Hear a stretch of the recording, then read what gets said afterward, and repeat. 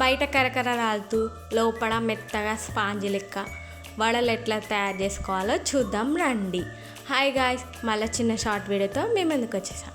గంట సేపు మినపప్పు నానేసి మిక్సీ పట్టుకొని మెత్తగా పేస్ట్లా మిక్సీ పట్టుకున్నాక పక్క తీసుకొని అందులో పచ్చిమిర్చి ఎల్లిపాయలు వేసుకొని కొంచెం ఉప్పు వేసుకొని కలుపుకున్నాక ఇప్పుడు కరకరలు ఆడాలి కాబట్టి మనం ఇడ్లీ రవ్వ వేసుకొని బాగా కలుపుకున్నాక గ్యాస్ ముట్టించి కడాయి పెట్టుకొని ఆయిల్ వేసుకోవాలి.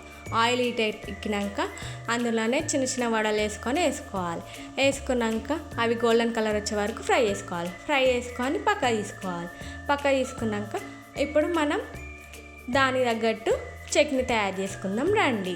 గ్యాస్ ముట్టించి కడాయి పెట్టుకొని అందులోనే ఎండు పచ్చిమిర్చి, పుట్నాల పప్పు, పల్లీలు, కొంచెం ఆయిల్ వేసుకొని బాగా ఫ్రై అయిపోయాక ఇప్పుడు మిక్సీలో కొంచెం ఉప్పు వేసుకొని మిక్సీ మెత్తగా పేస్ట్లా వేసుకొని పక్క పెట్టుకోవాలి. ఆయిల్ వేసుకొని పోపు వేసుకుంటే మన చట్నీ రెడీ.